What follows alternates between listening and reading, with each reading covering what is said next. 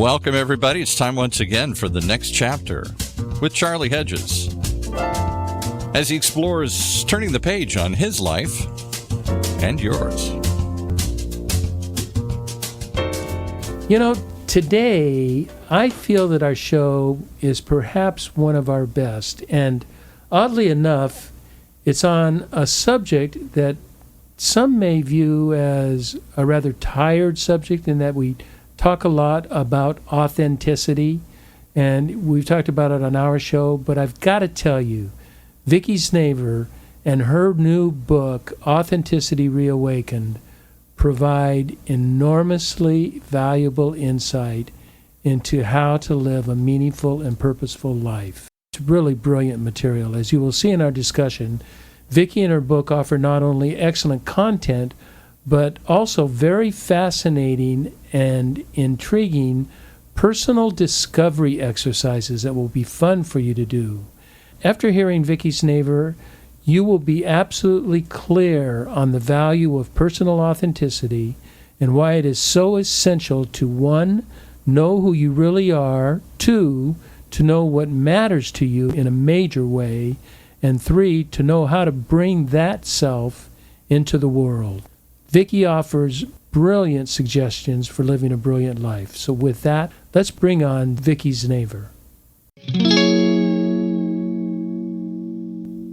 Vicki Znavor, welcome to the next chapter with Charlie.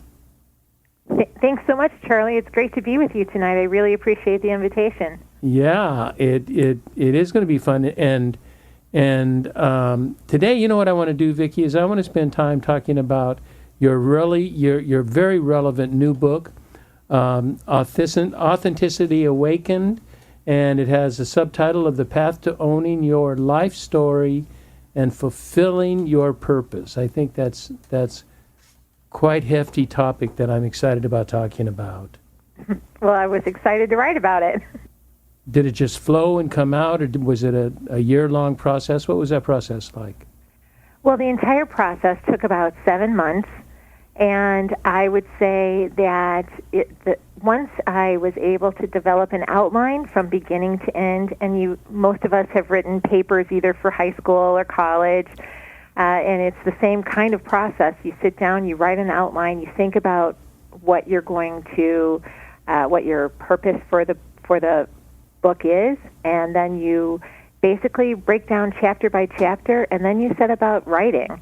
And writing is a challenge only because you've got to really make sure that you keep your reader in mind. Who is your ideal reader? And it's much like what you do with your show, Charlie, that you're thinking about your audience when you're putting pen to paper, when you're talking to your audience on your show. And it's the same with a book. But it is a wonderful process of discovery. You learn a lot about yourself. I certainly learned a lot about myself as I was writing it, and ultimately, I think I put out a work that I'm really proud of. Oh, that's good. I'm so happy for you. So let's talk about your work. Let's begin with an overview. And you know what I'm curious about?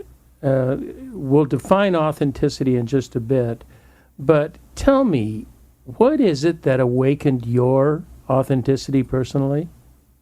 Sure. So actually, the title is Authenticity ReAwakened. I thought so. I am so sorry. Forgive me, because that seemed, and I looked at my notes and I had awakened. And I thought, oh well, this is what happens when you get back from Uganda and you try to do work. Yeah, no worries at all.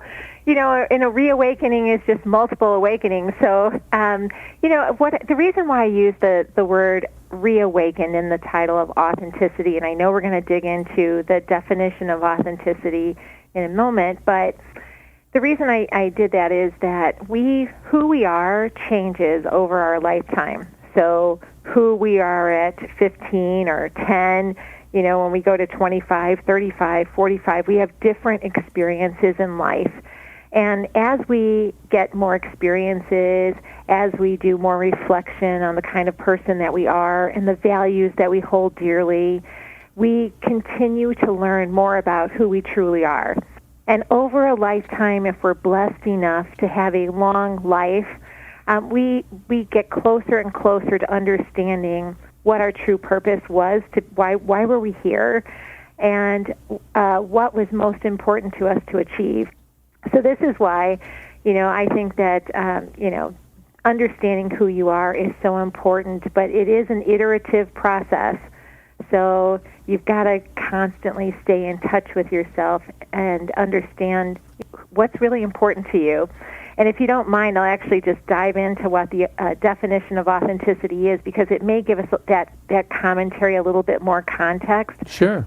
So I believe that authenticity is knowing who you are, knowing what truly matters to you, and then showing up in the world in a way that reflects that to the extent that you wish to do so. So I'll go back now with that in context in mind. Knowing who you are and knowing what matters most to you is something that we continue to learn over time. Yeah, is it, I so agree with you. I so agree, because it was actually a question I had later, so I'm glad we're getting into it right now, and that it is, I see it as a process, and we can be true to who we are right now, but we are evolving. We're growing. We're growing people. So who I am right now may not be precisely who I am 10 years from now. And at 71 years old, I'm able to count back and see that I was true to who I was at that time. But today I'm a bit of a different person. It's not that those things don't count, but newer things have emerged and caught my attention. But so it is an iterative process. I like that phrase that you use. Mm-hmm. It is an iterative process of growth. Yes. But what will happen is, if we don't do these check-ins and reawakenings, if you will, that life gets a hold of you. I'll sort of use an example. When you're in your 20s, you're trying to make a name for yourself in whatever it is that you do for a career. You're acquiring things, you're possibly getting married and that kind of thing. And life kind of gets a hold of you such that people start telling you what you're really good at and what you should do and what you should think about doing. And gosh, it's great to make, great money and some of these things. And it starts chipping away at who you are, because you get lost in all of that. There's a busyness, if you will, that goes along with certain periods of our lives. And if you don't check in with yourself, it's easy to sort of get swept away in all of that. And before you know it, you look in the mirror and you're not really sure you recognize that person anymore. Really good thinking. What are these? I guess I'm curious. What do the check-ins look like? Is there? Do you create a list that you match against this list to see, am I true to that, or is it more fluid? Well, in my book, I offer a couple of suggestions for the reader. The first one I would say is, you don't need a checklist or anything, but periodically, if you stand in front of the mirror, let's just say that you've been experiencing sleepless nights and you have been feeling really like a heavy weight on your shoulders. Those are symptoms that perhaps you're getting away from who you truly are. So when that happens, stand in front of a mirror and look deeply into your eyes and ask yourself, who am I? And wait for a response to come back to you. So sometimes our ego will get involved in that.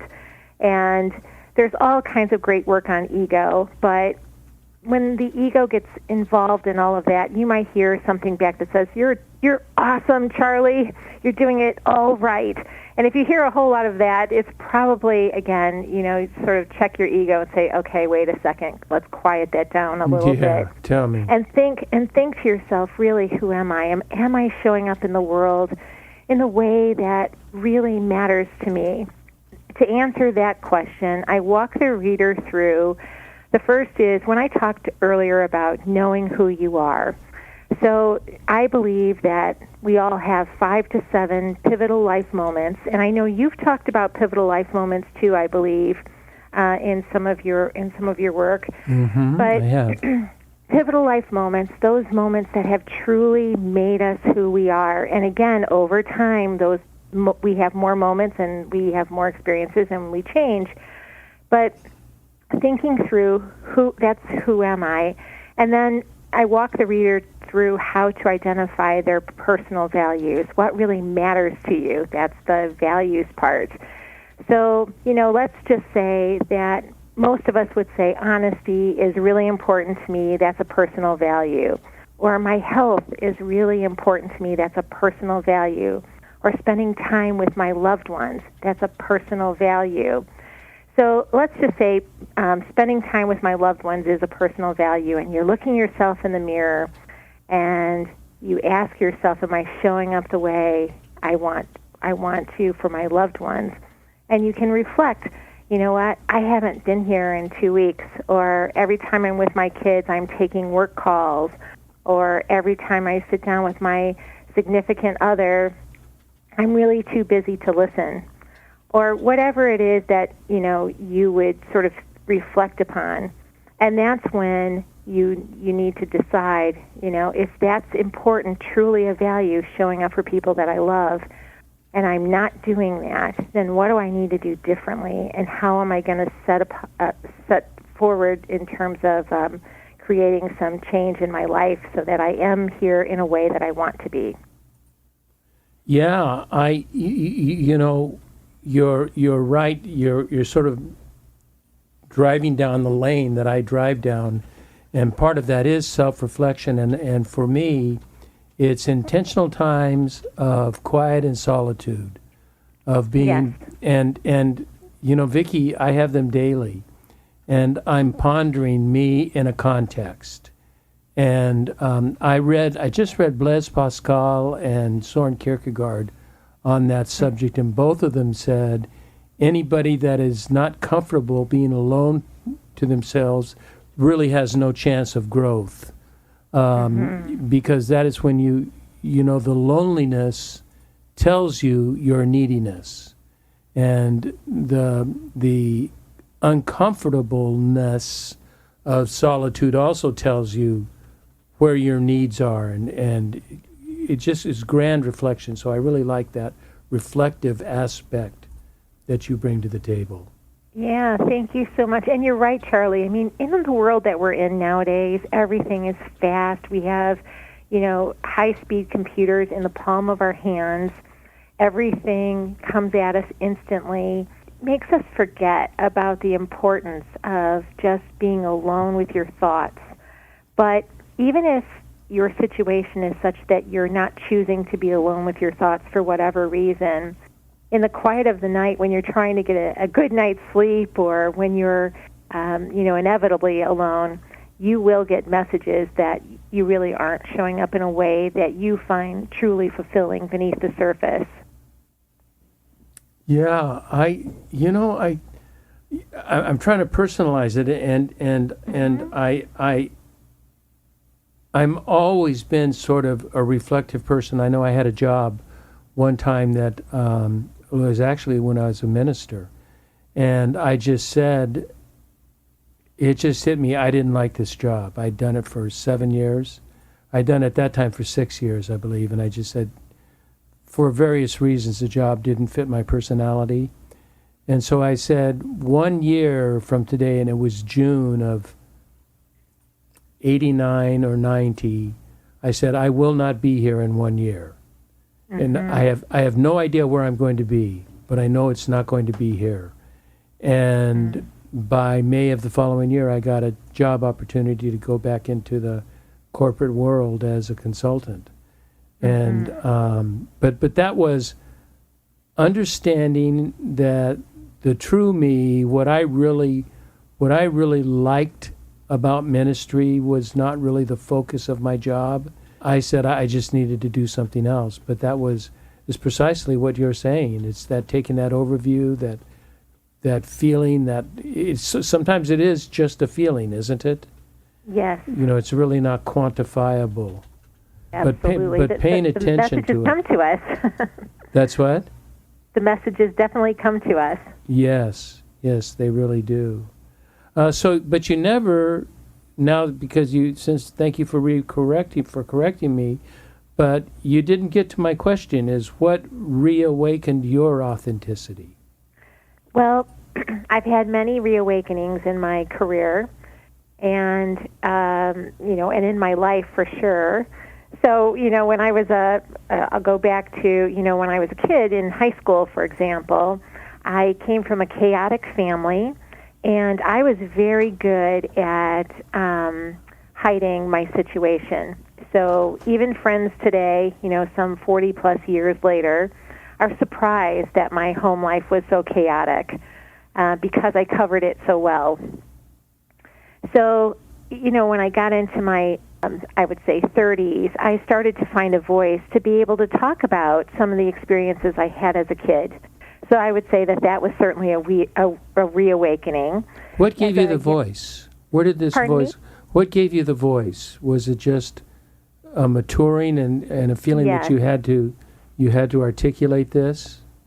Yes, that I did feel that in a way, without having the tools that I offer the readers in my book, that I started to reflect upon my own life story, that I'd been through a lot, and that, I had, once I was in the workplace, especially in my 30s, I started to have a pretty good career, and I was rising in the organization, ultimately ending up in the C-suite. But I would say that I felt like, if somebody called me, because I am a nice person, but sometimes someone would say, oh, she's just a nice lady. And I would start feeling, because that's pretty condescending when someone's, gone to night school for years and gotten an MBA and all those things, that, yes, I am nice, and I'm lots of other things, too. Or they would say, Vicki, we don't want this to hurt your feelings. And I would think back to my story and the chaos that I had already experienced multiple times as a very young person. And I would think to myself, you have no idea how resilient I am. And so as I sort of, in my 30s started thinking about all of those things, and for the listeners, all of you, as you go through identifying these pivotal life moments for yourselves, you will realize that you have endured a lot. You're far stronger than you probably give yourself credit for. You can persevere much better than you probably know. And it's really important to own those stories. So I started just inherently owning my own story and saying, you know what, my situation as a kid, that had nothing to do with me. It impacted me, but it has nothing to do with the kind of person that I can become. So, that was a reawakening. Then as a young mom, I was a perfectionist, which, again, for the listeners, I will say perfection does not exist. No matter how hard we try, it's an illusion. But I was working, and I had young children at home, and I was going to school at night.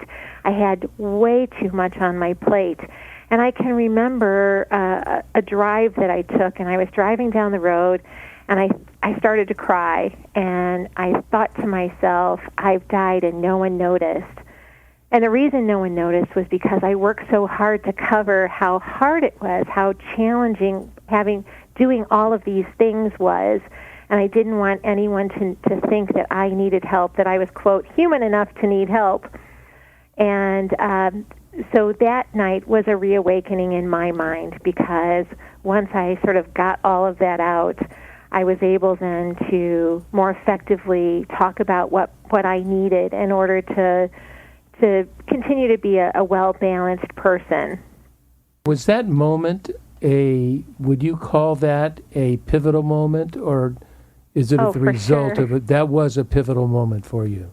Yeah, absolutely. Yes, that was a pivotal moment, because I wasn't very good at articulating that I needed help. And I will tell you that there's probably a lot of listeners right now that are thinking to themselves, I don't do that either. I don't ask for help. I just try to do the best that I can and keep going along. And it's sometimes you have this big moment like that one in the car, or maybe even worse, where you realize I cannot do this alone. Yeah, and and the irony there is that when you do admit that this is an area you want to work on, you want to improve, 75 to 90% of the time people admire that and see that, oh, this person really cares. They know themselves. They have sort of emotional intelligence, and they're prepared to work through it. And they're obviously competent. And we just need to understand that that's the view of other people. It's not that they're saying, "Oh gosh, why don't you know this? You know, you worthless son of a gun, you." No, you're absolutely right, Charlie. And the other thing is, they're also people that care about you. They're honored to help you. They are. That is so true. So tell me, for our listeners, because I'm thinking I might like to do it myself, would it be helpful, do you suggest in your book that they just make a list of what they would see are the 5 to 7 key pivotal points, and then, obviously read your book, but if you don't get a chance to read the book, just ponder on those and say, what was the learning? And also to know that pivotal moment doesn't have to be a positive moment. Correct. It can be, it can be a very troubling moment, a breakup, a shameful incident, any kind of thing that really impacts you and you feel has sort of shaped part of you, that that is still a pivotal moment. So what do you think about writing those down? Well, I absolutely believe that you must write them down. I believe within the next 2 or 3 weeks on my website, which is Vicki, VickiZnavor.com, that these tools will be available free. My book is also, the ebook is also discounted right now all the way probably through June, so that readers can get the ebook for $1.99, which I think is important. Is that on Amazon? Yes, on Amazon. It was important to me to offer that so that if somebody did want to go out and do the exercises, they could, because it's not just a list of pivotal moments, because while those are important, it also is important that we talk about how did you feel during those pivotal moments, and then what were the takeaways, whether those takeaways were positive or negative. So, for example, one of my stories is that I had an experience really early in my education. I was only in first grade. Talk about a pivotal time, but I was in first grade and I never did my homework. And so when I finally did my homework, what little homework we had in first grade, the whole class clapped, and because it was so unusual. So when I talk about, okay, well, how did I feel about that? I can still remember, and with all of the listeners, with your pivotal moments, you should be able to sort of viscerally feel how it felt then. And I want you to go back and feel what you felt. So I felt so proud of myself, and I felt like, oh, I think I finally understand why this homework thing is so important. And as a result then, so what did I take with me for the rest of my life, basically, is that preparation was really important to me. And that's a really good thing, that to be prepared. But one of the, I'll say, challenges that I had, or something I know about myself, is that once I was an executive or manager, if people came and weren't prepared, I would be irritated by that and disappointed, and I would be visibly disappointed. But I would say, I'd rather you just not come to, just cancel the meeting or reschedule and come when you're prepared. But if somebody tried to pretend that they were prepared but they really weren't, that would bump up against that value, and I would, not react very positively in a situation like that. So I know that from my story. So that these, the tool in the book sort of asks you to go through all 3 of those aspects of, the experiences. And those are who you are, what matters most, and. No, it would be, what's your pivotal moment? How did I feel about that pivotal moment? Oh, I'm sorry. And then what's the takeaway? Yeah, that's great. That's great advice, boy. That exercise is worth the podcast right there.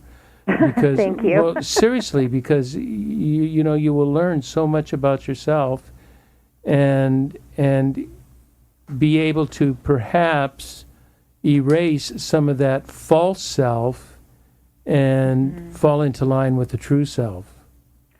Yeah, and I think it is important to, as you said, to really write things down. And if you uncover something that is, some of us unfortunately have experienced horrific things.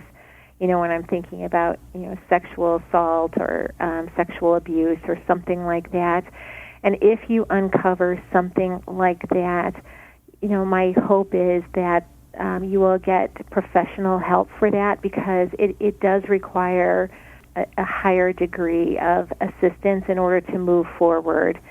So my book covers that a little bit, but I just want to remind the readers, because, we sometimes when we're going through things like this, we do uncover memories that we perhaps had buried for quite some time. And the most difficult ones are the ones where we are the culprit. Yeah. That we have done something to hurt somebody. And, maybe far in the past, and through naivete, youth, immaturity, and who knows what all, that we take a look at it now and go, oh my goodness, I can't even believe I was like that. That we do still have to revisit that, and maybe even get professional help for that, to forgive ourselves, to say we've changed, and that is no longer who I am. That was part of myself in the past, but that's not part of me now. So I want to include both sides of that. That rarely do we talk about the culprit, and the culprit going through, when I say the culprit, the responsible party, and going through their difficulties that they're facing later in life of shame and sorrow. Yes. And all of us have them to some degree or another. Of course. Let's go back. I wanted. I'm just looking at what my notes I have here for, because we're coming close to a break. But I want to do this question first, Paul. Okay. So I want to understand. I tried to repeat them and I misunderstood on the pivotal core on the pivotal moments. The definition of core characteristics of an authentic person is to who you are, what matters most, and how you bring that into the world. Is that something like that? Yes. So my question then, and with this will be our question before the break, what are the benefits of that? Yeah, I've had quite a few people ask, why do you care? And the reason is that, now that I'm 60 years old, I'm looking back on most of, I have more years behind me than ahead, and I would say that you don't want to get to the end of your life and look backwards and say, you know what, I never had the guts to show up as who I truly am. I was somebody else. And that, I think, is really just a shame. And frankly, I think all of us have many talents that we can offer this world, and being somebody else is not allowing those talents to come forward. And when they do come forward, if all of us were to show up as who we are and give our very best every single day to the best of our ability, I do believe that the world can be a better place. When we can look at other human beings and appreciate that they're unique and wonderful too, and have something to offer, I think it makes a difference in the world. Boy, that is so well said. I so agree. And with that, we're going to take a brief break, and then we're going to come back, go into a little bit different section, okay? Great.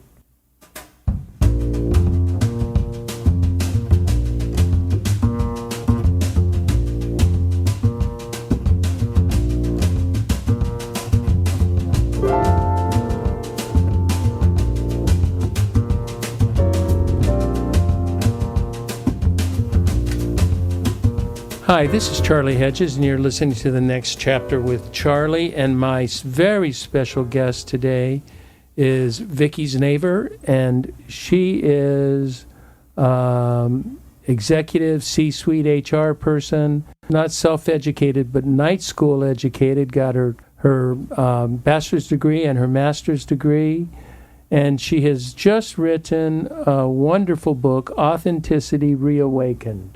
And it's talking about your life story and fulfilling your life purpose. And I've got a question for you that I wanted to ask it in the last section, but we'll end the last section with this question.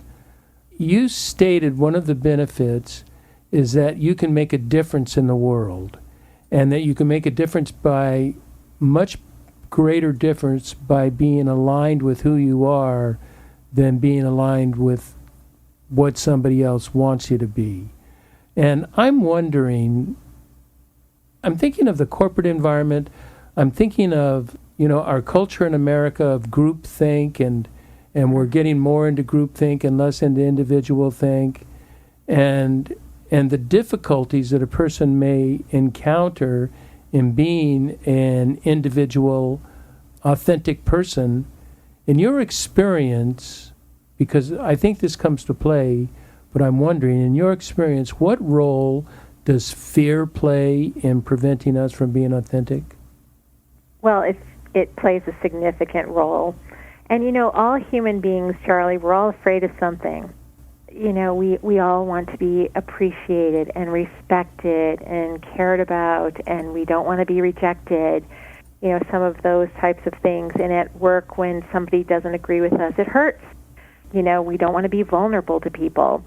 And as a result of that fear, fear of not being accepted, fear of standing out, fear of some type of stigma or whatever it might be, we learn to just, stop talking and fall in line. And good leaders, my master's degree is in leadership, and I would say that good leaders really do inspire the people that they work with to have a voice, to speak up. They appreciate differences on teams and things like that. I know I certainly did. But there are very few leaders like that, don't you think? Don't you think other leaders that is not as common as we would like it to be? Yeah, I mean, and it really hurts me to say that, Charlie, because I know that people certainly are trying. But yes, when push comes to shove, if we think about the world we're in, especially in American society, there is so much pressure every single day. You're doing more with less, and people just need to get stuff done. So I understand why leaders do that. It's not that it's their intention to not hear their people or to not respect them or value those different opinions. They're just trying to get things done. And sometimes when you have somebody who doesn't agree with a point of view, it takes a little longer. But ultimately, different points of view are what really create the best outcome, too, because then you're really working to try to, as long as you know what you're trying to get to, and if everybody can contribute, it's a proven fact that the outcome will be better if you're able to listen to those different points of view. But that's one of the great examples of losing ourselves along the way. If you fall in line, get in line, and do what you're told, oftentimes that's how you're promoted. That's how you get... you're rewarded. You're rewarded for not being you. Absolutely, absolutely. And then you're punished when you are being you. And then, yes. Not overt punishment, but sort of unacceptance and back, and water cooler talk and that sort of thing. Yes. Now, this is where, I think as you're sort of evaluating your work experience, that if this happens on a much too frequent basis where your voice, you are starting to really understand who you are and what's important to you, and your voice is consistently not heard or not appreciated, that's a good sign to start thinking about an exit strategy. How do I go on to an organization or something else that would be more in line with, allowing me to show up at least a little bit like myself? Yeah, I can see that, especially for younger people, for the millennials and the other groups that I can't recall the name of, that are 20s to 40s. But what about people that are not near retirement, but within a decade or two of retirement? That's kind of difficult, isn't it? It is difficult, for sure. I mean, this is where, perhaps you may have had years already, 10 or 20 years already of sort of figuring out how to go along, to get along. But if it becomes more important, I will say I left an organization I was at for over 25 years because my values no longer matched the company's values. So I was close to 50, and I had no trouble finding another position, and I have no regrets that I did that, because it was the best thing that I could have done. I couldn't work in an organization anymore that no longer fit my life. But I know that we all have difficult decisions that we have to make as it relates to our own personal situations.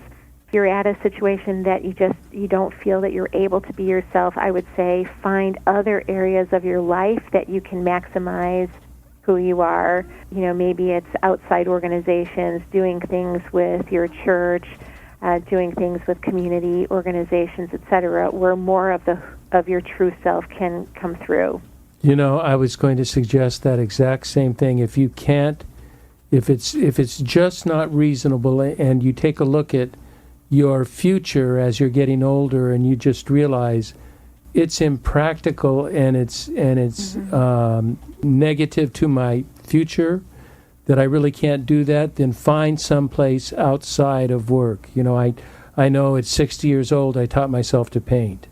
And then I continued to write. I continued to travel. But all of these, and I work with a nonprofit, and I'm very active with a nonprofit. Those are ways that, although I was fulfilled in my job, I want to be fulfilled in the not my jobs. Right. That I am still doing something that is in line with the core me, and I'm expressive and creative, and that's where you really can't be creative unless you're authentic. Do you think? I do. I agree with that, absolutely. Yeah, Charlie, you're onto something there. Well, just thinking, now I wanted to ask a question, and I think we've probably answered it, but I think repeating it will not hurt for my audience. That I wanted you to walk me through this, Vicki. I have two questions. One, how can I evaluate my authenticity? Let me just go ahead and give your answers. The answer is ponder. And that's think about my activities, write down my pivotal moments, and ponder those with your three questions that I'm sorry I can't remember. What were the three questions? Sure. What was the experience? How did I feel with the experience? And what was the takeaway? Yeah, those are great. Those are great questions. Really, I'm not just saying that. I'm not easy on these kinds of things. Usually, I say yeah. But they're very simple, and I think they can make a big difference. Those are great. And so then my second question was, okay, I've identified some areas that are not consistent with the true inner core me or the authentic me. How do I go about making improvements to more closely align with my truest inner self? Sure. So I just want to add one additional point on the knowing who you are, all that we just described. That's absolutely true. My book does help you identify your personal values, because I think that gets at the heart of what matters to you. Huge. Yes, so there is an exercise that goes through values, and it is something that you're going to need the book and or the table, and if you go to my site in a couple of weeks, it should be there. And then lastly, I would say that, this whole concept, again, of, as you said, reflecting upon what's important, and then if you say, okay, these are the areas that I know are so important to me and I'm not showing up this way, then you really have to think about, I always like the question, what will make it better? So ask yourself that. What will make it better? I'm not living up to my values today, but what will make it better? And think about, just a few steps. What are some things that I can do right away to start turning this around? So it might be, when I'm with my loved one, I'm going to put my phone away, and I'm going to actively listen to what they're saying. Or I'm going to take my kids to the park. Or I'm going to, when the next time somebody says something that's racist or discriminatory at work, I'm actually going to say, please don't speak that way in my presence. you can practice what it is that you're going to say in those situations where you really feel strongly about something. And write them down. And then hold yourself accountable to actually taking those steps that you said. Because, when you said hold yourself accountable, that is really critical. It's something we talk a lot about, and that's about discipline. It becomes a discipline. And that you have a discipline. I have all the listeners know I have a morning discipline. And my morning discipline would take care of all of this. But every morning, now I'm retired, so I don't have to be at a job at 7 or 8 o'clock. Mm-hmm. But I'm still up at 6:30 and doing my practice that requires discipline. Now, my time in Africa for 3 weeks, I lost track of that discipline, and because of the time zone change, I've just in the last couple of days, reformed or reintroduced myself to my disciplines. And Vicki, I got to tell you, it just makes all the difference in the world. Just 1 or 2 more days just reminds me, I slip right back into the nice part rather than the confusing part. Absolutely. And, it can be overwhelming when you think about change of any kind, but this is why it's so important to break it down into smaller, manageable steps. And then if you slip up, and sometimes we do, just as you said, hop back on as soon as you realize you sort of strayed away from what you intended to do, and just keep going. Yeah, and I would encourage readers, after they do your 7 pivotal moments and read your book, that it doesn't hurt to just take once a month and take 5 minutes and review those. Just look at them again. Just remind yourself of them. I journal daily, and there's certain journal entries that I go back and I read because they were so fulfilling to me that it really makes a difference. Yeah. And you ultimately, what you're working toward for all of us, and it doesn't matter if you're 25 or 85, it doesn't matter how old you are, we're still living. And I think if you just remind yourself why it's important to you, and just keep that in mind, it will give you the additional push that you need to sort of stay on track and stay focused. Yes. As we're wrapping up, one thing I'm noticing, in your subtitle, you talk about fulfilling your purpose. It's just so obvious that if you are your truest inner self, your authentic self, then you can't help but fulfill your purpose. I mean, right. You would have to almost try not to, because you're acting according to your purpose, according to the way you're designed to work and to achieve. And there's a strong relationship between authenticity and purpose. Absolutely. And I help the reader with that, too, by just sort of focusing on, understanding what it is that you want in this life. What do you really want? We're great at talking about what we don't want or what we don't like, but what do you want? And then, when you're at your best, what does that look like? And then what do you believe? So there's a whole exercise around that, but ultimately, Charlie, it gets to exactly what you just said, that we really can't live up to our God-given purpose if we're showing up as somebody else. Yeah. We are taught that as children. Our parents frequently give us indicators of what we should do with our lives, and then we've got teachers and peers telling us what we should do with our lives, and we start listening to them, and we get on, and it's like I used to say that it's like climbing the ladder of success, reaching the top and finding your ladder was leaning against the wrong building. Absolutely. So, as we wrap up, Producer Paul is very fond of reminding us of tombstones or urns. He always points out that we really have 3 elements of a tombstone. You have a birth date, a death date, and in between is a dash, is a short line. The dates themselves of birth and death are interesting, but what really counts your whole life is in that dash. That's what's important. I wish we could have meaningful dashes and unmeaningful dashes.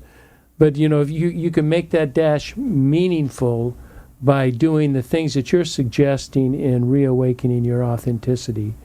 I'm going to highly encourage our readers to pick up the book. It will be on the show notes with an Amazon link, as will your excellent, really, really well done website. Oh, thank you. I don't know who your designers are, but they're very good. Thank you so much. I'll definitely share that with Deanna, who does all my work. She's fantastic. I'm just curious, is this a WordPress or is this different? It's WordPress. Yeah. Man, what a powerful little instrument. So, yeah, I would really encourage people to get more involved with your work, Vicki. I think you can, if people can follow some of your guidelines, it will make a major impact on their life. I really want to thank you for that. Thank you so much, Charlie. I really appreciate it. Well, Vicki Znavor, it's just been such a pleasure having you on the show today. And I also want to thank all our listeners for tuning into The Next Chapter with Charlie. And please be sure to check us out at our website, thenextchapter.life. And until next, this is Charlie Hedges signing off. Bye for now.